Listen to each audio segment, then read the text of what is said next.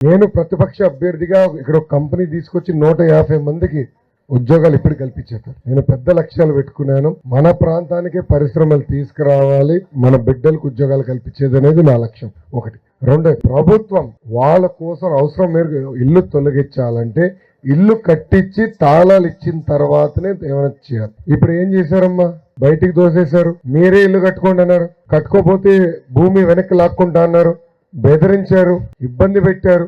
ఇప్పుడు పేదలు ఇంకా నిరుపేదలు తయారు, అప్పులు పాలైపోయారు, వడ్డీ కట్టుకునే పరిస్థితి లేకుండా పోయింది. ఏమా సిమెంట్ ధరలు పెరిగినాయి, స్టీల్ ధరలు పెరిగినాయి, ఇసుక ధర పెరిగింది. కనీసం 10 లక్షలు లేని ఇల్లు వచ్చే పరిస్థితి లేకుండా పోయింది. మళ్ళీ మార్చాలనుకున్నప్పుడు కట్టించి రెడీగా పెట్టి, ఇదిగో అమ్మ రోడ్ ఉంది, డ్రైన్ ఉంది, మౌలిక సదుపాయాలని, ఇదిగో తాళాలను ఇవ్వాలి కదా.